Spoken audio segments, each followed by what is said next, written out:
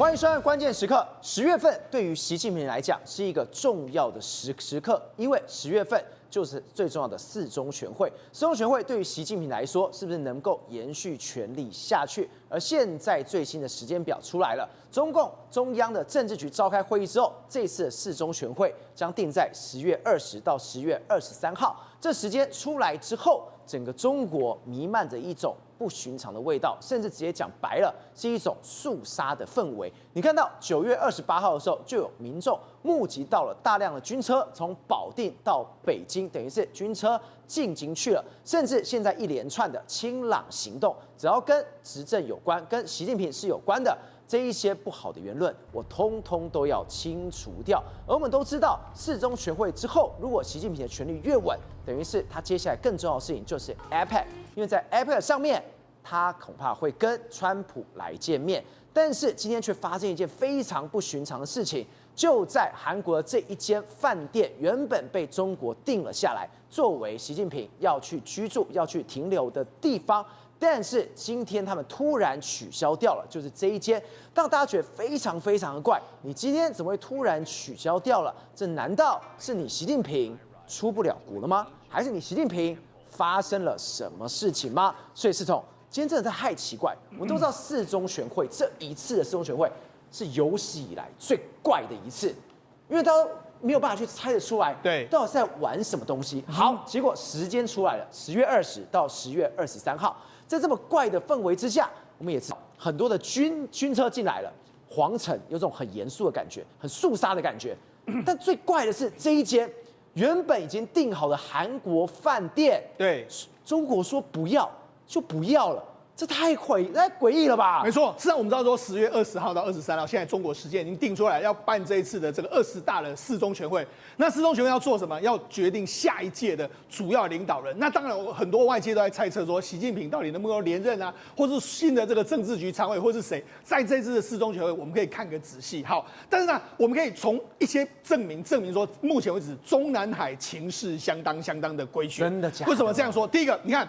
9月28号的时候，很多中国网友在网络在这个路上面拍到什么？有大量的军车从这个保定到北京高速公路上面来说，大概有数百辆的装甲车，还有这个军用卡车一大堆。你看就这样子哦，他们进到北京。为什么进到北京？因为4中全会按照过去的这个中国的例子，就是斗争的越激烈的时候，军队都要赶快来京城。斗争的越激烈，因为军队赶快过来造了，因为不容许有任何的这个所谓不再允许的状况之内发生，所以你看这么多的军队来到这个地方。第二个是什么？中国最近起来在进行言论的控管。你看这是什么？中华人民共和国国家互联网信息办公室，他就说我们要展开什么清朗行动，就是针对所谓的这个 SNS 啊、短影音啊、直播等平台进行全面的这个调查。你如果蓄意制造假消息、散播这个社会恐慌，还有网络暴力，还有过度悲观的这个情绪，我们要完全给你压制。好，这个就告诉你，中国现在要开始压制言论嘛？那为什么要压制言论呢？因为我跟他讲，最近中国这个网友都在讨论一件事，叫做于朦胧案子。那于朦胧案子呢？因为现在呢，指谁？现在从最早就是说，这个于朦胧牵扯到这个案子里面可能是蔡奇啊。现在有人说是习近平家族啊，真的假的？所以因为这样就赶快推出这个，赶快把你压下去，清朗行动赶快清掉。对，我就说这一定是有配合在这边。那我就讲会扯到蔡奇或扯到习近平，这一定跟4中全会有相关。好，那我们再讲一个更诡异的这个状况就出现了，赵你知道吗？10月20到23，当然对习近平非常重要。对，但是我问你，他现在最念兹在兹要干什么事？就是跟川普、啊。对嘛？好，他们川普什么时候要见面呢？现在第一个说法是他准备到10月31号到11月1号左右，在南韩举行的 APEC 跟这个川普见面嘛。好，那习近平要到那个地方去跟川普见面的话，习近平一定要把当地最好的饭店租下来。对，所以原本租的是这一家 The Shilla。The Shilla 是什么？就是新罗酒店，就是我们现在看到这个新罗酒店在什么位置呢？它是在这个韩国的这个算是它这个小山坡上面。小山坡上面来说，按照过去习近平的例子，就是我要租下整栋饭店。它是一整栋全部租下来。虽然原本要租4天，对，他就从这个10月30到11月2号4天，这个 APEC 2天，但是他住前后1天都要把它租下来。就没有他现在跟韩国说，不好意思啊，我们现在没有要租了，我们就这样。然后新罗酒店有点紧，有点吓到，说他怎么会这个样子呢？我就说他为什么突然之间把这个饭店，他现在要改定别的饭店，这很奇怪哎。对，10月底就要见面了。对，结果你现在原本已经租好东西，你突然抽身。对，然后你又看到现在四中全会是10月20到23号。这太怪了。对啊，我就说，如果你好四中全会 OK 办完了之后，你出来韩国，那没有什么问题啊？吗？对啊，问题是那你取消掉这个，我跟他讲，因为他要整栋饭店，现在你要再跟他这个新罗酒店，他是很早就已经跟他们订了哦，他现在呢要换一家，全部都是他自己的饭店，你觉得有可能吗？所以那是不是那难道是他不去了吗？所以现在就觉得很诡异的这个讯号。好，那我们跟他讲，事实上当然今天我们就知道说，事实上这个中国已经敲定了10月20到23号要办四中全会。你看，讨论拟请20届四中全会审议的这个文件，然后主持人就是习近平嘛，对不对？对。他就说什么要贯彻怎么讲了一大堆，但是重点在这边，你看。这个会议决定，中国共产党第20届中央委员会第4次全体会议于10月20到23号，所以这等于是决定习近平跟下一届领导人非常重要的时间点。好，所以这个一定是这个现在目前为止一定进入中南海这么疯狂斗争的这个阶段嘛。好，那我就讲，如果习近平来说我能够掌控全局的话，那我之后的10月31号跟11月1号跟川普见面，那有什么问题呢？那为什么我要取消掉？对啊，所以这就让人家觉得。诡异的气氛就开始出现了。好，那我讲诡异的气氛开始出现，所以他最诡异的一件事情是，会议还研究了其他的事项，所以他有埋伏笔的。对，所以我就说嘛，目前为止来说，大家都知道说，其实中国内部一定是斗争非常，不然你不会看到军车，好可怕哦！你不会看到军车，你不会看到网络的这个大幅的这个牵制。好，那我就跟他讲，那我就跟他说，为什么这个新罗酒店，大家可以看到。这是新罗酒店哈，如果你有去过南韩的话，它是在一个山坡上面，对，你要开车上去才有一个小山坡，那它就在这个山坡最上。它是属于什么？新罗酒店它是属于韩国三星集团的一家饭店。好，那最有名的是它下面有个迎宾厅，迎宾厅是这个，它就是传统的韩屋。照你知道，实际上在这边结婚的有很多韩国明星都在那边结婚，最有名的一对呢是谁在这边结婚？你知道吗？谁？双宋仲基跟宋慧乔，他们就在这边结婚的。当时。这个所谓灌溉云集啊，很多韩国的这个所谓最好的饭店，很多韩国的艺人明星都会在这边结婚，所以呢，这就是最重要。那我就说，你租下这个饭店，刚好是你习近平的身份地位。你看，我们刚才不是说吗？很气派，可以秒看整个南韩的这个首尔的这个市区嘛，非常漂亮的一个饭店哈。那我就讲为什么这样说，我就说，因为他要完全包，所以你看他们9月11号哦。就跟新罗酒店说，我们要这个4天要包这个全场下来。那全场下来，饭店一开始来说，我们当时有预定了8对新人，还有预定客房的100多个客人，那怎么办呢？他们就把他说 ，OK， 我们愿意取消，我们愿意让习近平来住哦。所以他们还跟他说，我们这个如果活动要延期的话，我们要全额补偿给那些所谓因为我们的这个临时取消，所以造成婚宴的损失。看起来新罗酒店是愿意负担这个责任的哈。那为什么会这个样子呢？为什么习近平要那么多天呢？照我跟他讲，他除了这个10月31号到1月1号的，他为什么要前后呢？因为他就要完全改装。对，第一个他要什么？窗户你可能有一些这个窗帘我要更换，然后我要查说里面有没有监听设备，什么被你监听或是被你渗透，然后我要换上我自己的，可能马桶我都要换自己的啦，然后包括垃圾桶我什么都要换我自己的。然后为什么要后一天呢？就是习近平离开之后，我们要把所有的东西都还原嘛，然后把所有他的指纹啊，他的所谓生物证据，我不让任何人能够拿到我任何的 DNA， 是没错，或者是我的毛发、我的指甲、我的所有东西。对，所以他们要做这样的动作啊，然后再重新再查一遍啊。所以为什么要租4天？就是前后1天，前面是要准备，后面是要把完全的这个政绩把它擦掉。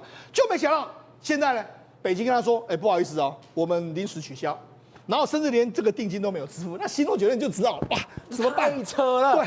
定金都没有给，对，那他们怎么办？又临时取消，他们就赶快打电话给那些新人啊，我们现在又可以来了，你赶快来这个地方订啊，或者原本的客房就这样的一个状况，好，那就这样。那我就说，在新罗酒店举办婚礼的花费大概是20亿韩元左右，所以其实大概约莫是非常非常贵哈。那我就讲4000万台币。对，那我就讲，因为这一次对新罗酒店4天嘛，原本4天的都完全损失，所以他就说可能会损失超过100亿韩元，大概折合2亿台币。所以新罗酒店被习近平坑了2亿了。好，那我就讲，那我们当然新罗酒店或许他能够承担这些，但问题是习近平你怎么会做这样的动作？刚才我们不是说网络在进行清朗活动吗？清朗活动的这个照理说来说，可能大家都维持这个所谓网络上你敢骂中央或是敢这样，一定不可能出现嘛。可是问题是奇怪就奇怪在这里，我们昨天不是讲吗？他们这个所谓的 K 签证，然后大家不是说 OK 你，对不对？然后你想，这怎么能在网络上出现？好，结果没想到真的出现。你看这是什么？中国今天的外交部就说，我们有一个记者会，我们欢迎外国人来国庆来访中啊，就没想到，网络上就打这个问号，弹幕上面都打问号，这个怎么可能会出现啊？这完全就是政治不正确啊，对不对？然后还有人在贴什么？对，还有人贴什么？因为这弹幕很吓人，这问号也太多了吧？对啊，那你说，这是中华人民共和国外交部的记者会上面出现这个，你觉得有可能吗？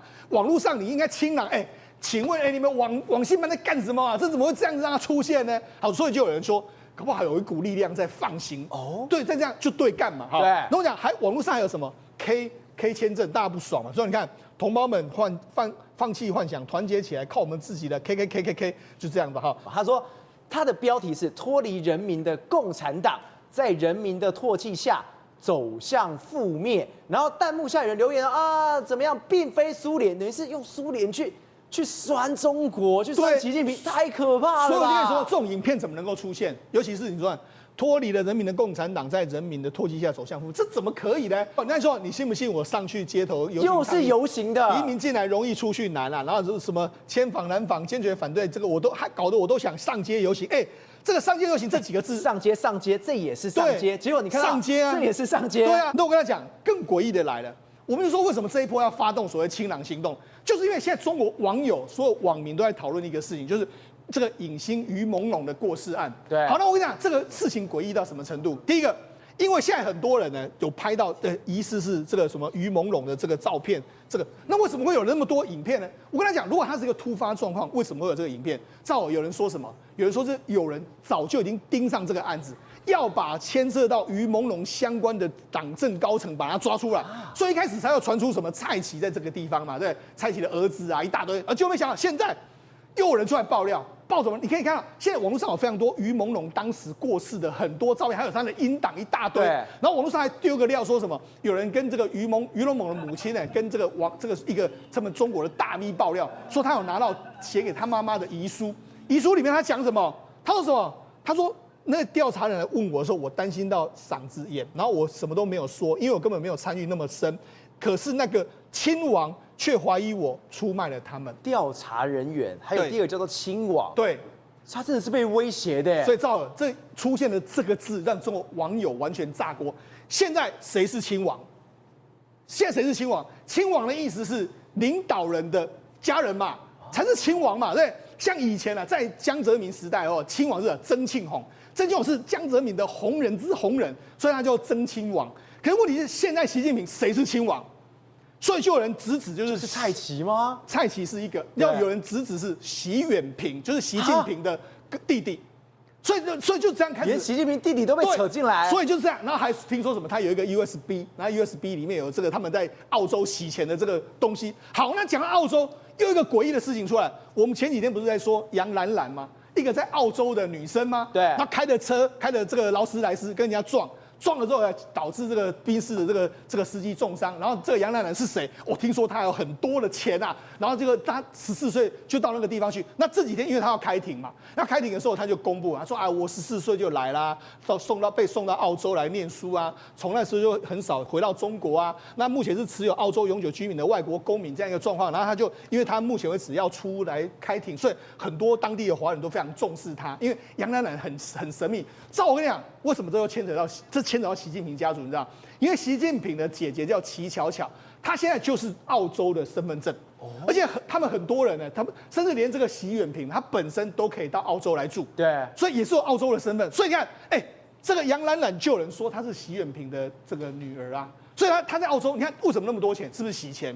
那洗钱是不是牵扯到这个于朦胧的那个 USB？ 对，那所以那个亲王亲王怀疑我出卖了他们，是不是？你把那个 USB 丢出来，才会有这件事。所以我就跟你说，那就是引起大家注意。所以因为习近平这个亲王家族了，所以为什么要发动清朗行动？其实是要掩盖这件事情。但是掩盖这件事情，但是问题是，你掩盖住这件事，但是为什么这些掩盖不住？所以跟你讲，事实上现在中国的这个网信办或者整个网络系统来说，有非常混乱的势力在互相交杂里面。所以就是说，这也是为什么不难解释说，你看这几天我们从几个蛛丝马迹来讲。你看这几天卢特尼克说什么？他说中国就是很想要并吞台湾的一个状。他为什么要这样讲？因为中国内部现在一定有我们想象不到的事情正在发生，现在很乱的。对，那甚至上个礼拜的时候，不是习近平跟川普通电话，我们都认为他们应该不可能达成协议。那为什么习近平马上就说 TikTok 可以卖给你？那为什么习近平跟你说，你川普啊，你要答应我不要说台独，不支持台独？问题是习近平有鸟他，根本没鸟他，所以才说，这个谈话好像有利于这个川普。川普是不是知道你习近平要发生什么事，所以才会对你这样子嘛？所以我才说这个很多蛛丝马迹都很诡异。那在这个时候呢，你看今天不是媒体又暴露了一个状况，就说什么美军有一个援台计划，对，在今天又扑了。所以今天是习近平最内忧的时候，是外患川普就踹你一脚了。他丢出这样的计划，丢出什么计划？他就说，他们在他们在伊利诺州的这个大湖海军基地会议，然后聚焦动员嘛，然后他们就说这个对印太局势有非常急迫的这个警告，因为随着中国加速军事扩张，对台湾的企图更加明显，印太地区的稳定状态面临重大挑战。他就说，一旦美国国防部规划了，已经不再是谈假设状况。他说，美军的具体规划一旦有需要，必须在30年动员5万名的这个海军陆战队、海军的后备人员。今天解放军你敢动台湾的话，对，美国就会30天内动用5万名的海军后备官兵。那相关的这个人员还这边说，美国对日本、南韩还有关岛有安全承诺，如果北京采取行动，现在都可以现在这些地方可能都会发生冲突。那当然台湾也是。那搭配现在中国内部一个紧张的这个诡谲气氛，所以来说，接下来的2-3个礼拜，可能是中国接下来5年政情最重要的时间点，因为这个时候呢，斗争非常激烈的时候呢，到底谁能够在这个下一届的领导人能够脱颖而出，大家都等着看。因为我们刚刚谈到了在首尔那个新罗饭店事情，大家想说很奇怪，这么高级的一个地方，你这些民要全部都包下来嘛？你突然那你就撤退。我们刚刚讲，它跟这个四中全会的关联性非常高，没有想到现在外媒直接报道，他说除了跟四中全会是有关系之外，他也是川普跟习近平在这个饭店上面的较量。对啊，其实你知道9月19号本来2个人通电话之后呢，大家都认为说川习会可能就是在 APEC 的场边会嘛。对，那 APEC 在哪里？在庆州。但是事实上，韩国的首都是在首尔。那这时候其实川普他在庆州跟首尔都各自有订饭店。特别是他有可能在首尔的这个地方，有可能会跑到跟北韩的金正恩见面，也不一定。但是因为他订的地方叫做凯悦饭店，也就是说在龙山，就是美国的大使馆跟军营的那个地方，但是那个地方不适合进行所谓的双边的首长外交。那反而是习近平订的那一家饭店，新罗饭店会比较好一点。但是问题是，假设如果川普走进了这个习近平所订的那一家饭店的话，那不就变成说，在媒体宣传上面来讲，就是美国总统走入了中国主场吗？对。那这时候呢，不是刚好做球给习近平吗？那习近平是要了面子没有错，但是对川普来讲，川普也是一个非常要面子的人啊。你怎么可能说做一个局，设一个局，让川普进到习近平的场域去呢？所以最后来讲，有可能谈不拢的结果。就是干脆中国干脆把饭店取消掉算了，我干脆所有时间都留在庆州好了。那如果真的要在庆州见面，那彼此在庆州旁边见一见就算了，就过个场而已。所以从这个事情可以看得出来，其实川普也是非常小心的，不要掉进去你习近平的陷阱，也就是说不要掉进你的中国主场的优势。那换句话说，明年川普有没有可能到中国访问也不一定了哦。现在变成说所有变数都出现了，所以从饭店这个事情就可以看出来。他们什么都没有谈拢的，对，没办法谈拢啊。双方来讲都死要面子，那双方来讲都想要设局套对方结果到最后来讲的话，互相套来套去。不过呢，因为其实美国也看在眼里，到底习近平的这个权力到底稳不稳定，内部是不是有一些动乱呢？这一次四中全会已经决定在10月底，10月20号到23号要在北京举行了嘛。但问题是，这个会议当中，其实说真的，不是在讨论事情，是在处理人呐。处理什么人？你看至少有2个上将，基本上被开掉了。一个就是苗华，苗华的话，可能在四中全会，因为就上司中央委员的身份，那当然就背后来讲会有递补上去。另外一号人物就是中国武警的司令，也是一个上将王春林。这王春林呢，基本上也会被取消的资格。所以呢，什么事情呢？就是说，除了解放军之外，另外包含那个刘建超，上一次这个93阅兵的时候，本来应该是刘建超，他作为中央这个对外联络部的主任，应该是要去见金正恩才对，结果没有出现，他就消失了。了，对，消失了。那现在换上这一位就是刘海欣，他是一个资深外交官，结果就去接这个中联办的部长。所以什么意思呢？就是说外交体系也在整肃人啊，军事体系也在整肃人。那到底习近平留下哪些人呢？那后来呢？现在也发现到一个人很特殊，突然间在最近的媒体上面出现了，那就是战狼外交的赵立坚。赵立坚之前不是已经复出了啦？为什么呢？对，你可以看到，因为你知道，习近平当时在第3连任了之后呢，结果后来启用了外交部长秦刚，结果秦刚一上台之后呢，就搞掉了赵立坚，贬到这个中国外交部的边界与海洋事务司的副司长。当然，中国边界问题很重要，但是在外交部里面来讲的话，这个司基本上是个边陲司，就是根本就不重要的司，跟他以往每天都可以在媒体上面开记者会秀出他的战狼外交完全是不一样。结果眼尖人发现9月28号，结果这位赵立坚呢，竟然出现在王毅跟北韩的外相，他就在这里，对，就坐在那边。所以代表说，他是不是算是复出的概念？也就是说，是不是王毅开始启用，就是说让一些所谓的过往来讲，可能秦刚上来之后有失事的一些这个外交的这个相关的官员呢？那现在整个回来，所以赵立坚又被发现到了。那未来会不会整个中国的在这一次的4中全会之后，人事改变之后赵立坚又回锅了？这时候是不是中国要重拾所谓的战狼外交了？志平，我们刚刚特别讲，对于习近平来说，4中全会非常重要，权力的掌握。第二是什么？该倾诉的、该有的罪名，我们全部把它罗列上去给大家知道。这个是干嘛？这个是在整肃。结果除了习近平整肃，川普他也在整肃。前几天不是有新闻吗？说美国把这个800名的高阶将领全部都找回来。大家想说，哇，不会吧？要开战了吗？结果没有，他说一句话：你们太胖了，你们要减肥了。的确，现在要开战了。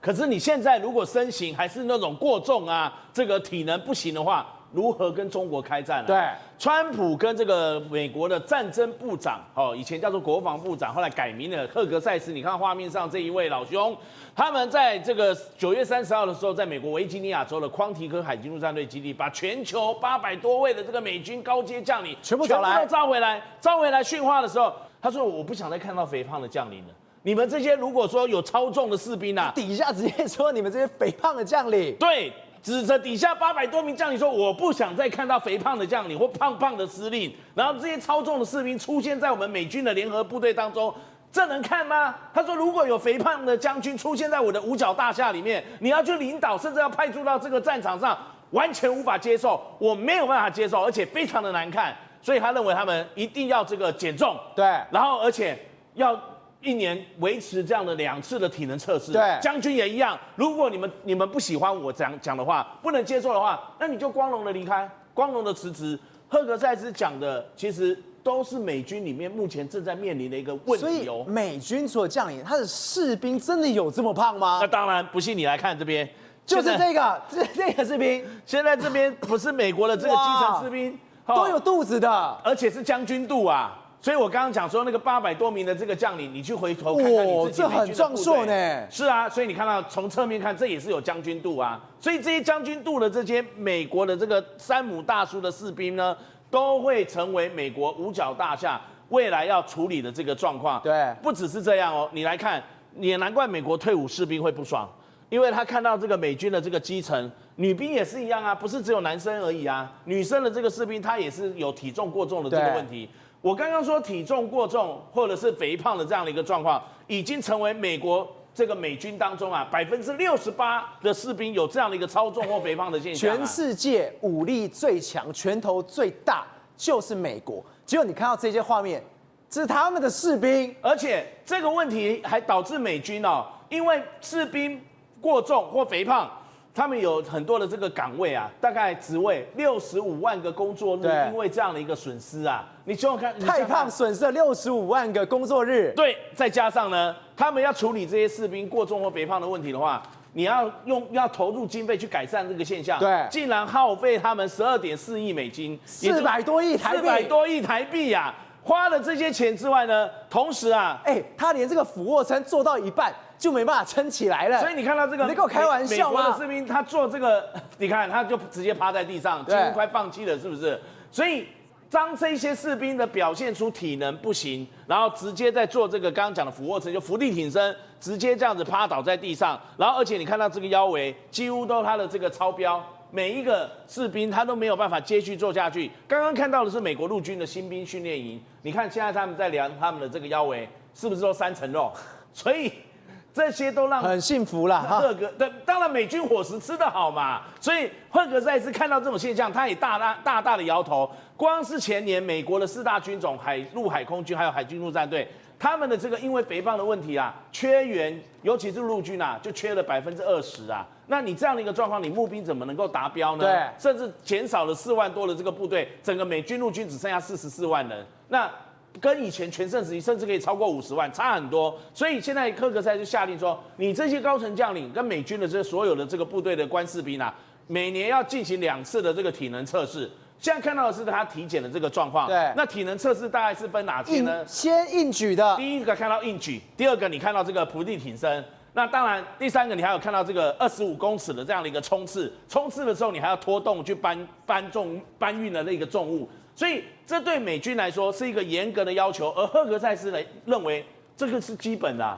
，1年2次刚刚好而已，你将领也要下去做，要不然从我开始嘛，我都能够接受定期的这个高强度体能训练的话，那你们联合部队包括将领每一个都要跟我一样啊。他是玩真的，你看到赫格塞斯跟他的卫生部长小罗伯特。他们在尬什么？在10分钟之内完成100次的伏地挺身，跟50次的，你没听错，50次的引体向上，就是等于我们一般台湾民众在讲的拉单杠。所以你看到没有？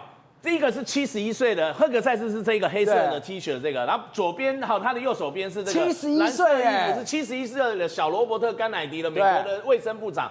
他就跟他一起单挑，当然旁边还有20-30个这个海军陆战队的士兵一起做。结果你知道吗？他做100次的这个伏地挺身，还有50次的这个引体向上拉单杠。结果赫格塞斯他4分半就把它做完，5分半就把它做完，5分25秒。那这个71岁的小罗伯特甘乃尼，他也不到6分钟，5分48秒就完成。哇，太强了吧！实在让人家觉得简直是体能超好的71岁阿公啊！所以当然你看到旁边陪练的一些海军陆战队的，有人4分钟完成，也有一个队员甚至3分钟之内就完成了。所以你看到其实美军还是有他们体能很好、训练有素的这些士兵跟大兵。是你现在画面上看到。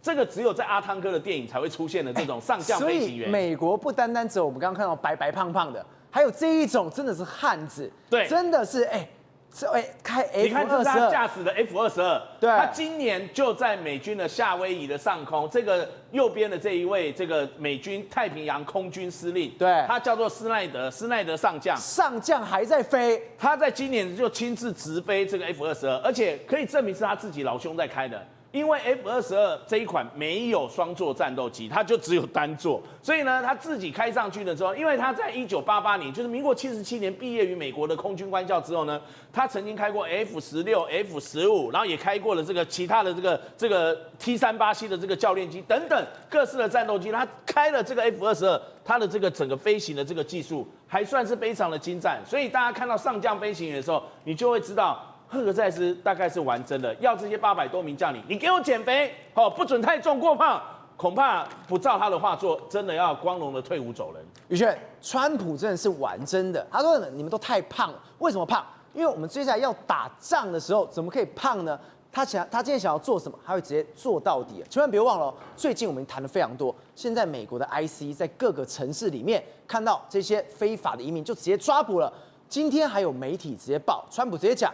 IC， 你就把这些民主党城市都拿来练兵，大家以为只是一个玩笑话吧，是一个比较是一个其他党派在毁谤川普的话，直到看到这些画面的时候，川普跟 IC 也太凶了吧！川普最近在一场军事会议里面呢，维吉尼亚州他特别定调一件事情，说未来呢我们要努力的演练城镇战以及内部的内战。因为内战呢，可能性跟威胁性呢正在逐步的提高。大家心里说，但你在讲什么啊？美国怎么可能内战？电影看太多了，是不是？后来搞懂了，为什么？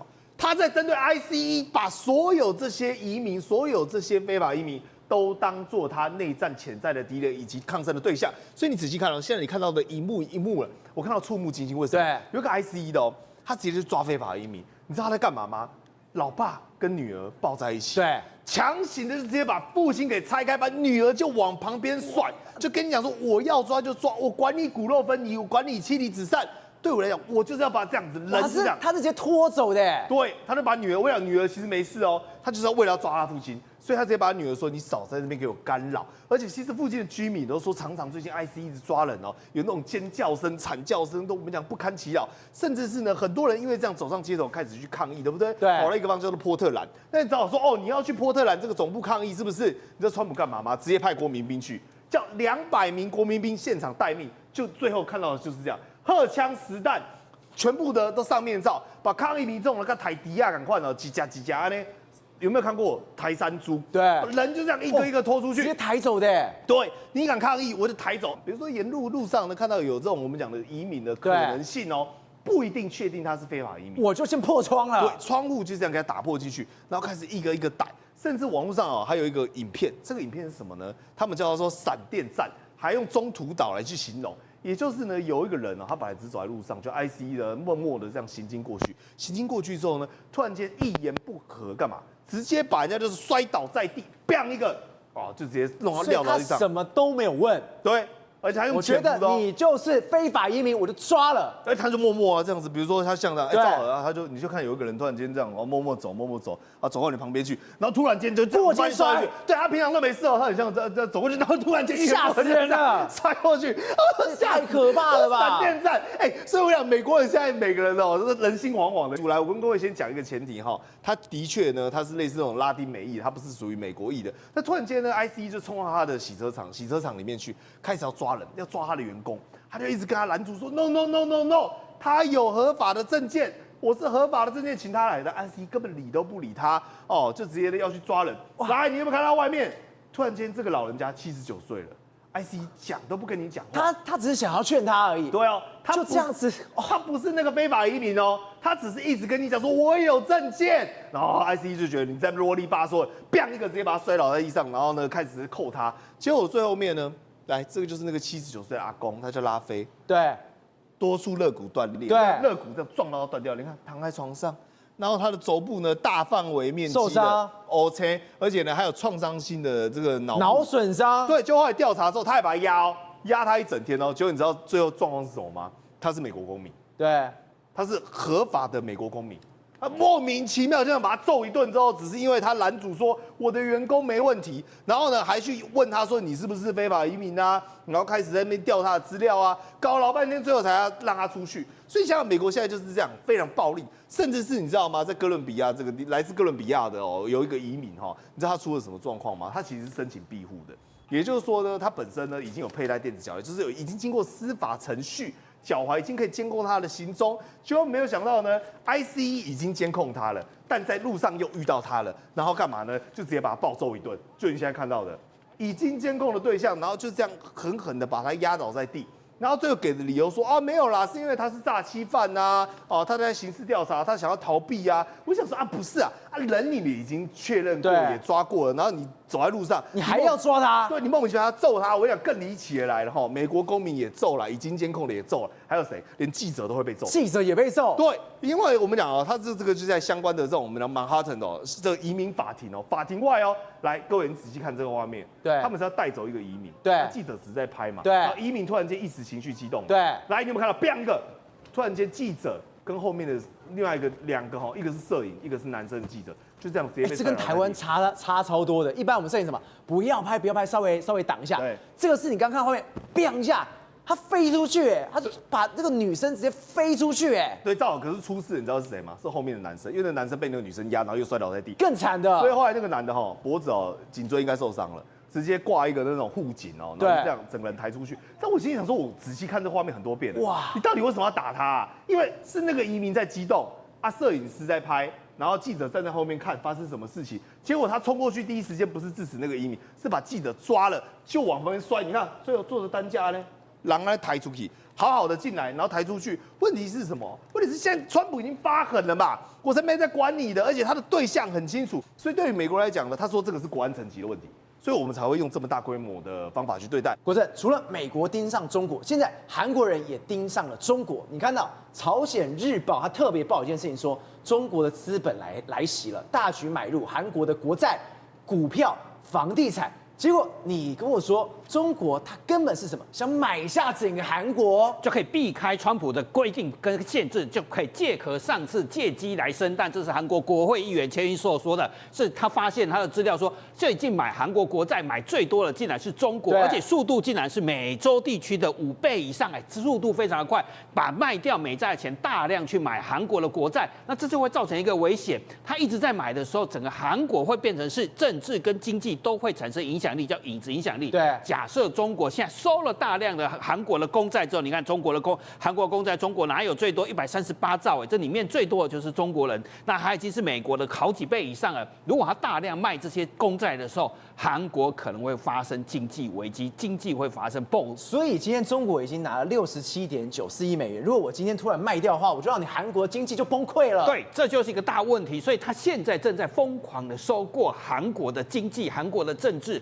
跟对产生政治影响力，再来韩国股市也被它大量的收购。现在还发生一件事情，是韩国的上市公司中国大量的收购 Kakao 是他们的通讯软体 ，Kakao 是它也有它的 Pay 跟 Kakao Pay。结果它现在最大的韩国以外股东变成谁？叫支付宝，它已经持有将近20%的股权了，等于它现在变成是一个支付系统最大的国外股东。那发生了什么事情？韩国的金管会就发现。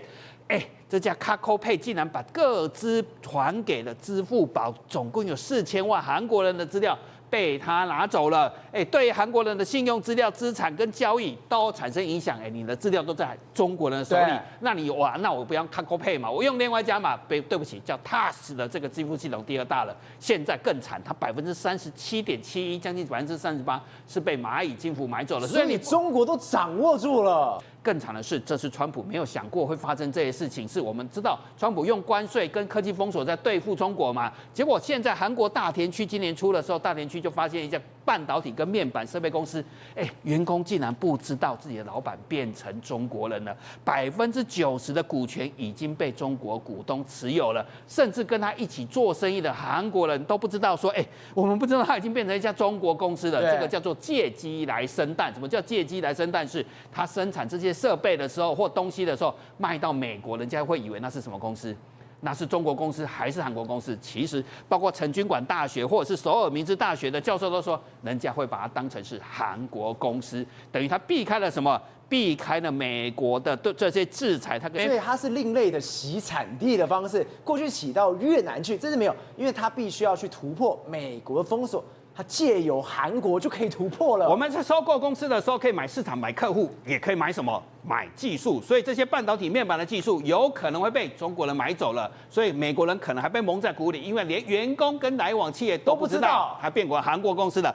今年以来中国是每天1家的速度在收购，是用这种方式这是大家没有发现。宏观取材，厘清真相，犀利精准，深入剖析，时刻掌握关键新闻时事，不漏接。老时段，新气象，我是钟浩和，关键时刻2.0，全新出击。